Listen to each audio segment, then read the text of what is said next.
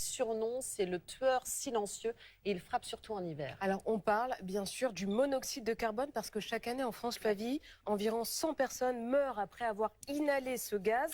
En cause, entre autres, le mauvais entretien des chaudières, des bras zéro et des autres groupes électrogènes. Julien Gall. Aux États-Unis, on l'appelle le tueur silencieux. Le monoxyde de carbone, un gaz invisible, inodore et pourtant très dangereux. Il parvient à s'échapper d'appareils thermiques utilisant des combustibles. Lorsqu'ils sont mal entretenus, un barbecue, un brasero ou encore certains groupes électrogènes peuvent provoquer des intoxications au monoxyde de carbone.